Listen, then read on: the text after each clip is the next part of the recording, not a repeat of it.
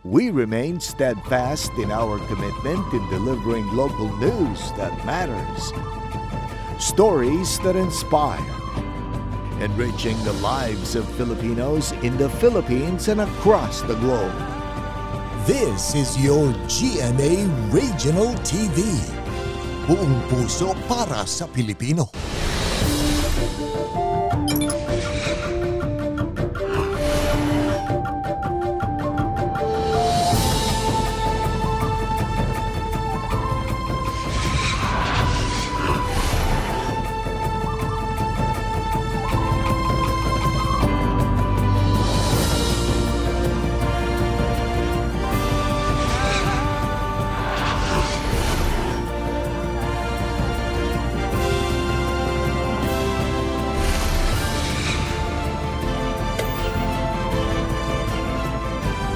Ito ang GMA Regional TV, Balitang Southern Tagalog.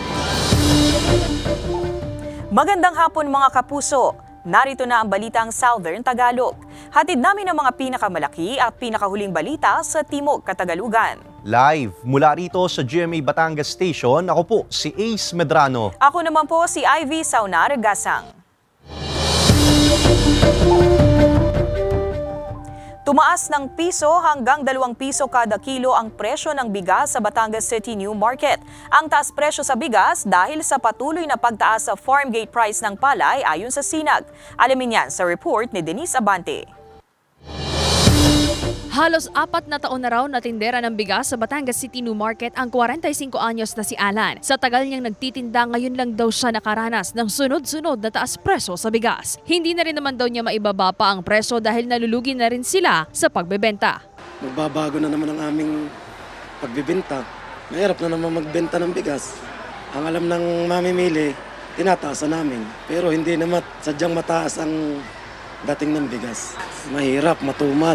Minsan ay lugi pa sa puyat. Muli na naman kasing tumaas ng piso hanggang 2 piso ang presyo sa kada kilo ng binibentang bigas sa pamilihan. Kung dati nasa 49 pesos lamang ang presyo ng kada kilo ng well-milled rice, ngayon naglalaro na ito sa 50 pesos hanggang 51 pesos per kilo. 52 pesos hanggang 53 pesos naman ang per kilo ngayon ng sinandomeng na dating nasa 51 pesos lamang. At ang imported rice na dating 58 pesos kada kilo, 60 pesos na ngayon. Panibagong pasakit na naman daw para sa kanilang mga tindero at mamimili ang halos araw-araw ng pagtaas ng presyo nito. Hindi namin mapababa dahil nga siyempre malulugi kami. Kailangan itaas din namin. Napakahirap dahil nga siyempre unang-una sa puhunan, nalaki ang puhunan. Hindi nasabay tayo kung anong dating itinataas din namin. Ang kawawa dyan yung mga nabili sadya. Nauna nang sinabi ng Samahang Industriya ng Agrikultura na ang pagtaas ng presyo ng bigas ay dahil sa mataas na farm gate price ng palay at ang mataas na delivery rate sa Metro Manila. Ang deliver kasi sa Metro Manila is 48 to 50 pesos ang well-milled rice. So magre-range yan ng retail na sa 52 to 54 pesos. Dahil sa muling pagtaas sa presyo ng bigas, 5 kilo na ang binili ng 59 anyos na si Aling Nani para sa kanilang pang-1 linggong konsumo. Mas nababudget niya raw kasi kapag ganoon kadami ang kanyang binibili. Para ang budget ay pag yun na lang bibili ko bigas. Pagka grocery. Yung hindi sabay-sabay. Dahil pag sabay-sabay, mahirap walang budget. Parang ang patas ng pataas. Ay, bigas nga. Dati ang binibili ko din 50 lang. Ay, magkano na? 53 na. Umaasa naman ang ilang mga tindera at mamimili na magkakaroon pa ng pagbaba sa presyo ng bigas. Pero ayon sa Sinag, wala pa raw pagbaba sa presyo ng bigas ngayong Disyembre. Nandun na yung presyo talaga. Kasi yung pagbili ng palay is 30 pesos delivered sa miller. Pick up sa mga magsasaka is yung dry is 28. Yung fresh harvest is 26. So papatak talaga na sa 48 to 50 ang delivered sa area ng Batangas.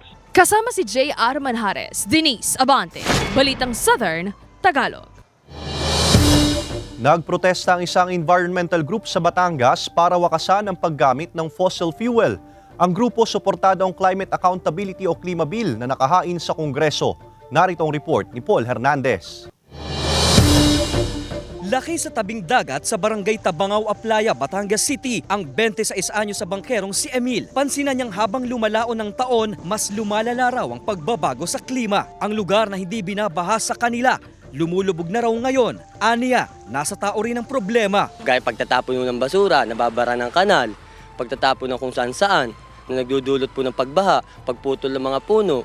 Nasa mga tao po, kaya nga po, hanggat may panahon, pangalagaan ng kalikasan. Para sa grupong Greenpeace Philippines, nakadaragdag sa suliranin ng kalikasan ang patuloy umanong paggamit ng fossil fuel ng iba't ibang industriya na lubhang nakasasama sa katubigan at hangin. Ang resulta, malawakang krisis sa klima. Tuluyan tayo na peperwisyo habang sila ay kumikita. Dapat bayaran nila ang ating pag-angkop sa pagbabago ng klima. For the fossil fuel industry, dapat magbayad sila ng monetary. No? Sa Pilipinas ngayon, kina-quantify pa kung magkano yan. Ang grupo, dinala na ang protesta sa dagat. Sakay ng kayak, mahigit 24 oras na umanong nakabarikada ang mga aktivista sa katubigang sakop ng Batangas City. Mensahe ng panawagan, wakasan na ang paggamit ng fossil fuel ng iba't ibang kumpanya para maging panggatong. Sa halip ay gumamit na ng renewable energy. Isa tong mahabang proseso pero dapat mangyari na siya ngayon. Itong transition away from fossil fuel. Ang aktibidad sabay pa sa nakalatag na 28th Conference of Parties to the UN Framework Convention on Climate Change sa Dubai. Malaki rin ang inaasahan ng grupo sa inihaing House Bill 9609 o ang Climate Accountability o Klima Bill sa pagkakamit ng climate justice sa Pilipinas. Ang isang paraan dyan ay tuluyan ng panagutin ang mga korporasyon mula sa fossil fuel industry at tuluyan na magbayad itong mga ito. At pangalawa dito ay dapat iangat ang boses ng mga apektadong community. Nauna nang tumulak ang Greenpeace Rainbow Warrior vessel sa Tacloban at Bohol para gunitain ang anibersaryo ng naging pagtama ng Bagyong Yolanda sa lugar. Kasama si Buhay Adante Jr., Paul Hernandez. Balitang Southern Tagalog. Isinisisi ang mga bitak sa pader ng ilang kabahayan sa Barangay Antipolo del Sur sa Lipa City sa umano'y pagpapasabog sa isang quarry site.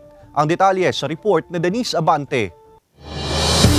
Bitak sa mga pader at basag sa mga bintana. Ilan lang daw yan sa mga bakas ng umano'y pagsabog at pagyanig na nararanasan ng ilang residente sa Barangay Antipolo del Sur, Lipa City. Ang itinuturo nilang dahilan ang umano'y quarrying site ng isang planta na nagsasagawa ng blasting upang pinuhin ang mga malalaking bato. Nangangamba na raw ang residenteng si Rovilin sa posibleng epekto ng malalakas na pagyanig at pagsabog sa kanilang lugar. Yung pong bahay ko, marami na po siyang crack.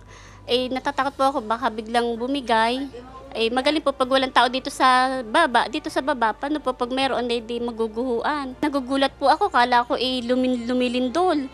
Dinasanay na rin po kami na hindi lindol. At yung ang nagpapasabog. Nabibigla na lamang daw sila sa mga nararamdamang pagyanig sa lupa at bigla ang malalakas na tunog dahil sa pagpapasabog sa lugar. Pero ayon sa pamunuan ng barangay, kumpleto raw sa permit ang naturang planta. Kompleto permit naman sila lahat. Sa Barno, sa Pendro, sa Sendro, sa Lipa City. Sabi ko, bawasan lang yung load, no? Patitigil ko na naman. Magmimiti lang kami na mayor. Ha? Pinuntahan ng GMA Regional TV, Balitang Southern Tagalog ang itinuturong planta, ngunit tumanggi na munang magbigay ng pahayag ang pamunuan nito. Agarang solusyon ang nais ng mga residente hinggil dito nang mabawasan daw ang kanilang pangamba. Ang hiling ko lang is sumunod tayo dun sa legal process na kung anong binigay sa inyong permit, yun lang. Ang pinangangambahan ko is yung dumating talaga yung totoong sakuna, which is talaga yung lindol. Na kami, na ayaw naming maging kampanting mga taga-Antipolo del Sur na masanay kami sa araw, yung sa every 2 days, 3 days na yanig. Kasi mamaya, tunay na lindol na, pero ang akala namin is yung blasting lang. Sa ipinadala namang mensahe ng pamunuan ng lungsod ng Lipa, sinabi ni Mayor Eric Africa na nagbigay na siya ng kautusan sa City Engineering Office at City Environment Office na ipatigil na ang blasting sa lugar. Bukas nakatakda umano muling mag-usap ang sangguniang panglungsod hinggil sa umano'y illegal blasting. Kasama si J.R. Manjares, Denise Abante, Balitang Southern Tagalog. Sugatan ng 6 na taong gulang na bata sa salpukan ng SUV at truck sa Malvar, Batangas. Nagbabalik sa report si Denise Abante. Nakahambalang sa kahabaan ng JP Laurel Highway na sakop ng barangay San Pio Quinto, Malvar, Batangas, ang trailer truck na ito pasado alas 4 ng madaling araw kanina nang marespondihan ng mga otoridad. Sa investigasyon ng pulisya, kargado ng ilang sako ng mais ang naturang trailer truck na mula sa Isabela at patungo sana sa bayan ng San Jose, Batangas nang mangyari ang insidente. Ayon sa pulisya, nasalpok ng trailer truck ang kasalubong na SUV na nasa kabilang bahagi ng kalsada. Nakatulog po itong driver. At nung makatulog po itong driver, na-manage na yung kanyang steering wheel pakaliwa, so bumangga dun sa center island natin. Kutsing dalhin kasi nung nabangga dun sa northbound lane, nandoon yung SUV na nandamay. Sugatan ng isang 6 na taong gulang na bata na lula ng SUV na kaagad nilapatan ng paunang lunas. Ang truck driver kasalukuyan ang nasa temporary custodial facility ng Malvar Municipal Police Station at nahaharap sa kasong reckless imprudence resulting to physical injury and damage to property. Sinisika pa ng GMA Regional TV Balitang Southern Tagalog na makuhanan ng pahayag ang truck driver at ang kaanak ng menor de edad. Abiso ng otoridad sa mga motorista. Ito po kasing nangyaring ito, ang sabi po ng driver, 2 araw na daw po siyang nabiyahe. So hindi pa po nagpapahinga, hindi pa po natutulog. Sana po magpahinga din po tayo kasi diyan po tayo kukuha ng lakas at resistensya sa tulog. Denise Abante, Balitang Southern Tagalog. Dinarayo ang kumikinang ng mga Christmas display sa Nasugbu, Batangas. Samantala, patok din ang Candyland Christmas display ng Twi Batangas sa mga magkakaanak at magbabarkada. Silipin yan sa report ni Paul Hernandez. Sa himpapawid o sa malapitan, kumikinang ang mga Christmas installation sa public plaza ng Nasugbu, Batangas. Ang Pasko vibe, sinasabayan pa ng malamig na simoy ng hangin. Hit sa mga namamasyal ang bawat sulok na pinalamutaan ng malilikhaing Christmas art pieces. Sentro ang napakalaking Christmas tree na tadtad ng Christmas lights. Agaw pansin din ang life-size Belen sa harap mismo ng munisipyo na isa ring paboritong spot for picture taking. Ang tradisyong Paskuhan sa Nasugbu, pambungad sa selebrasyon nila ng Fiesta de los Toros. Paandar kung paandar din sa disenyong pampasko ang bayan ng Tuwi.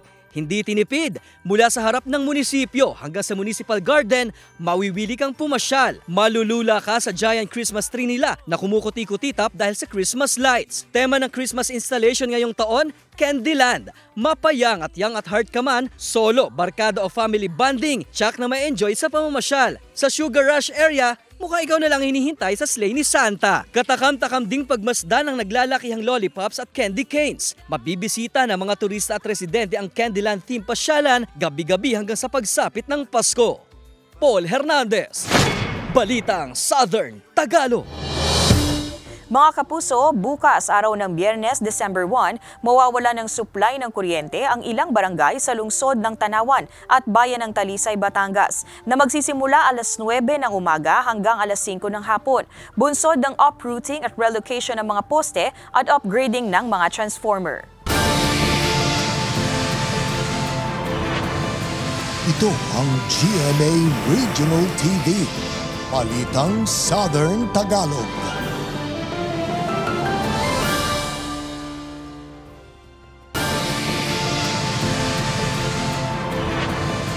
Ito ang GMA Regional TV, Balitang Southern Tagalog.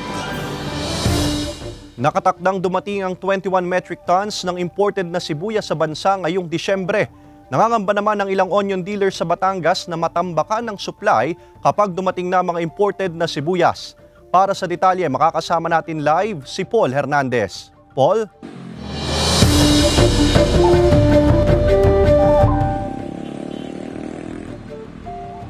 Ayon sa Department of Agriculture o DA, walang shortage ng sibuyas sa ngayon. Itong pag-aangkat na gagawin ay pantugon lang nila sa inaasahang laki ng demand dito ngayong holiday season. Nito lang nakaraang 2 linggo ang huling supply ng sibuyas sa pwesong ito ni Rose sa Batangas City New Market. Ang presyo kada kilo ngayon, 140 pesos hanggang 170 pesos. Wala pa raw paggalaw dyan. Po ang ginagawa po namin, iba-iba po ang sukat ng may malaki, may maliit. Hindi naman daw mapuputol ang supply sa kanya ng pambentang sibuyas, lalo't inaasahang tataas ang demand dito habang papalapit ang Pasko. Dasunod lang po kami sa kung ano po ang takbo ng aming pagbigay sa amin ng mga presyo. Maggagayon man ang Bureau of Plant Industry sa ilalim ng Department of Agriculture. Nag-import pa rin ng 21,000 metric tons na sibuyas na inaasahang darating ngayong Disyembre. Ayon sa DA, walang shortage. Pero paniniguro raw ito ng pamahalaan na masasapatan ng supply ng sibuyas sa pamilihan. Ayon sa Samahang Industriya ng Agrikultura o SINAG, sa huling bahagi ng Enero hanggang Marso pa raw ang harvest season ng mga sibuyas sa bansa. Hindi masyado makaka-affect yung volume na papasok. Off-season pa ng harvest, kaya hindi pa naman season ng harvest. Pero nangangamba naman ang ilang onion dealer dahil posibleng matambakan sila ng sibuyas kapag dumating na ang mga imported. Marami pa naman daw silang stock sa Nueva Ecija. Sana wag na po matuloy kasi yung stock po natin mabubulok lang. Mababaliwala po yung sa aming mga local po. Sa pag-aangkat ng mga sibuyas, mas bababa pa ang presyo per kilo nito. Dapat bumaba ito yung pula. We hope na bumaba sa 70 to 80 pesos. Yung puti mga 65 to 70 pesos. Kasi nasa lang yan 30 plus pesos yung puti, tsaka yung pula nasa 35 pesos ang landed plus markup na ng imported. Ayon sa DA, sa una hanggang 2 linggo inaasahan ang pagdating sa bansa ng mga imported na sibuyas. Ayon sa Bureau of Plant Industry, nasa 17,000 metric tons na pulang sibuyas yung i-import habang 4,000 metric tons naman para sa puting sibuyas. Ace. Maraming salamat, Paul Hernandez. Umabot sa 38 volcanic tremors ang naitala ng PHIVOLCS sa Bulkang Taal base sa kanilang 24 oras na monitoring. Tumagal ito ng 2 hanggang 15 minuto. Samantala sa pinakahuling tala ng ahensya, umabot sa 11,962 na tonelada ng sulfur dioxide ang ibinuga ng bulkan. Umabot naman sa 600 meters ang taas ng plume nito na napadpad sa direksyon ng Timog Kanluran.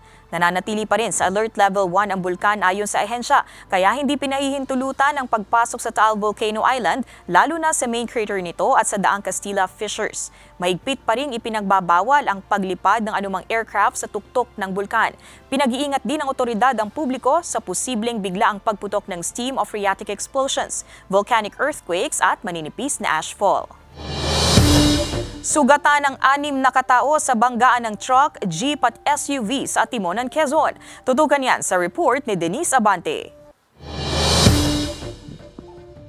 Nagdulot ng bahagyang pagkaantala sa daloy ng trapiko sa bahagi ng Barangay Balubal at Timonan, Quezon pasado alas 11 ng tanghali kahapon ang karambola ng isang dump truck, jeep at SUV. Sa investigasyon patungong Maynila ang dump truck nang mabangga nito ang jeep na papunta rin sana sa parehong lugar. Pagkatapos nito ay dumulas daw ang jeep sa kabilang linya kaya nabangga rin nito ang isang SUV. Nakaranas ng pagulan sa lugar kahapon kaya madulas ang daan ayon sa pulisya.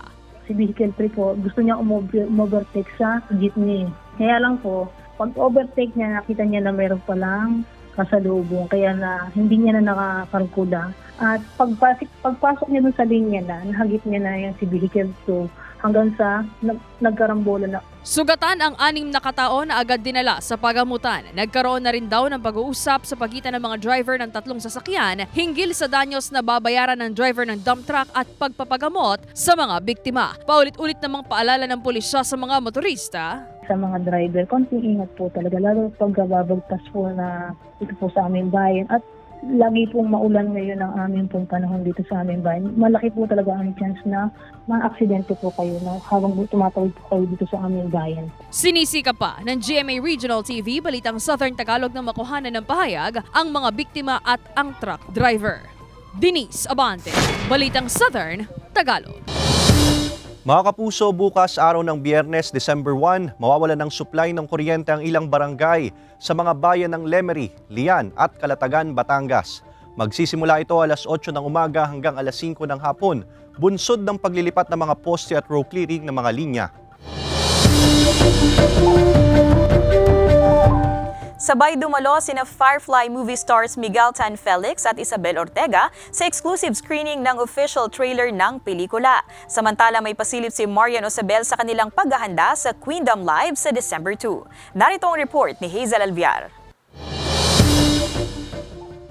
Sabay na dumalo sa exclusive screening ng official trailer ng pelikulang Firefly sina Miguel Tan Felix at Isabel Ortega. Masayang nag-selfie muna ang dalawa bago nito. Ipinasilip sa trailer ang pakikipagsapalaran ni Tonton, ang papel na ginampanan ni Yuan Micael na maghahanap ng mythical island base sa mga kwento ng kanyang ina kung saan kasama niya ang mga karakter na ginampanan ni Miguel at Isabel. Mapapanood ang Firefly movie sa mga sinihan sa December 25. 2 araw bago ang inaabangang Queendom Live Concert, ipinasilip ni Marian Osabel ang kanilang paghahanda para rito. Abala sila sa kanilang rehearsal sa kanilang mga kanta pero sa gitna nito ay hindi mawawala ang kanilang kulitan at masayang selfie. Gaganapin sa Sabado, December 2 ang Queendom Live Concert.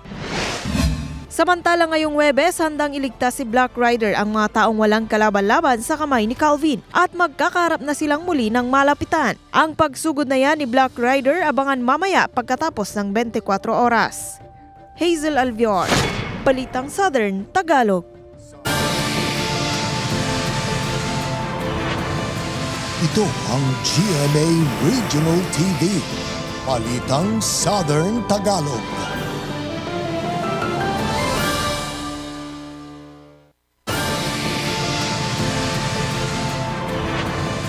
Ito ang GMA Regional TV, Balitang Southern Tagalog.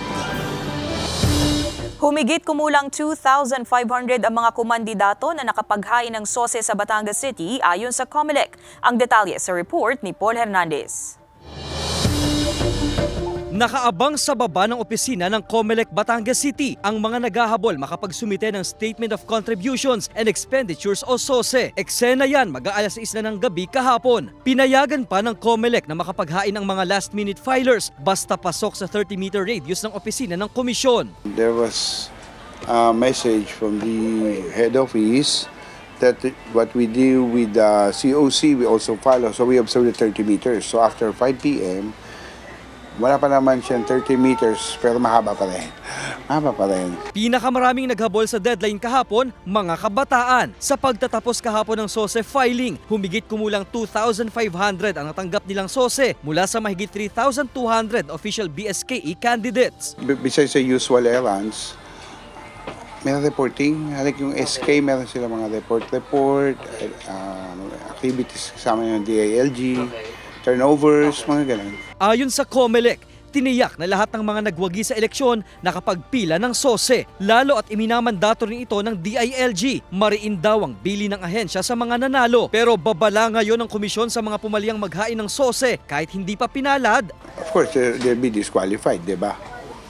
So, everyone is innocent until proven guilty.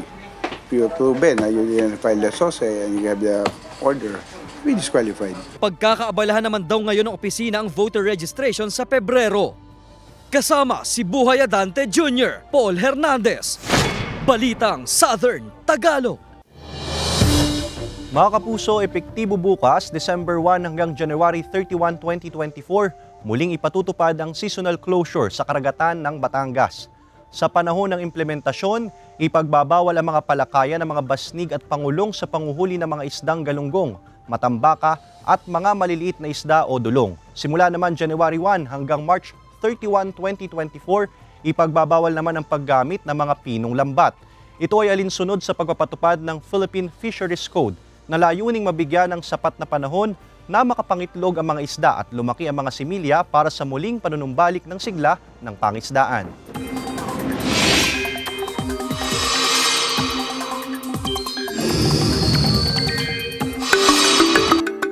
Mga kapuso, maging alerto pa rin dahil patuloy na magpapaulan ng ilang weather system sa iba't ibang bahagi ng bansa. Yan ay ang amihan at easterlies, pati ang posibilidad ng localized thunderstorms. Base sa datos ng Metro Weather, posible ang pag-ulan sa Quezon at Mindoro provinces. May malalakas na ulan sa ilang lugar kaya maging handa sa banta ng baha o landslide. Pinag-iingat din ang natitirang bahagi ng bansa sa posibleng pag-ulan.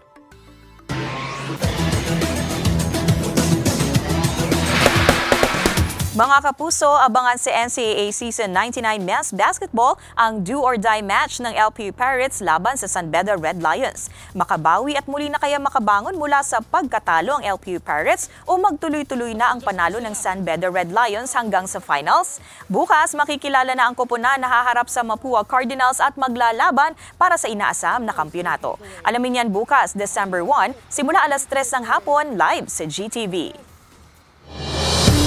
Solong napanalunan ng 42 million pesos na jackpot sa Mega Lotto 645 ng isang mananaya mula Batangas City. Ang mga jackpot lotto winner may isang taon para makuha ang papremyo ayon sa PCSO. Narito ang report ni Paul Hernandez.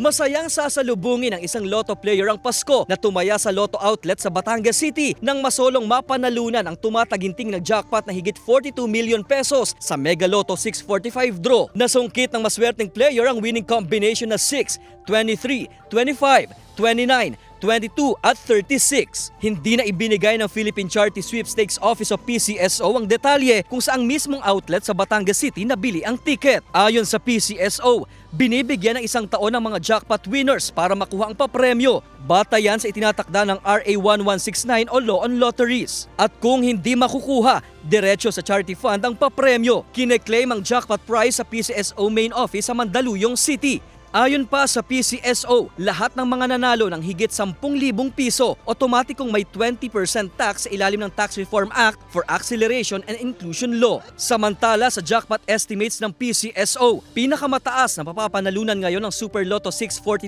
draw kung saan umaabot ang pot money sa 201 million pesos.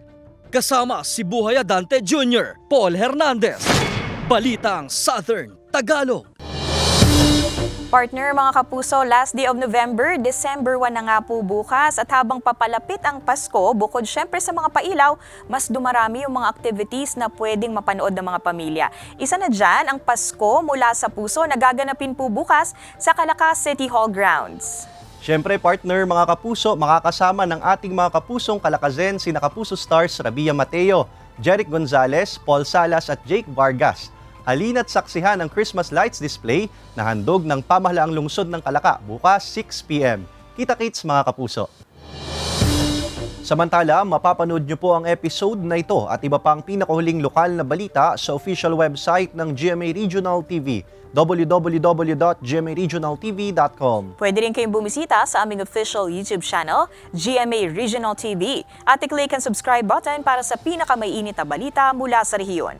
Dahil sa GMA Regional TV, local news matters. Mga kapuso, 25 days na lang, Pasko na. At yan ang mga pinakamalaki at pinakahuling balita sa Timog Katagalugan. Maraming salamat sa pagsama sa amin, pati na mga kapuso sa ibang bansa na tumutok sa mga balita sa rehiyon. Kami ang GMA Regional TV, Balitang Southern Tagalog. Buong puwersa para sa mas malaking misyon at mas malawak na paglilingkod sa bayan.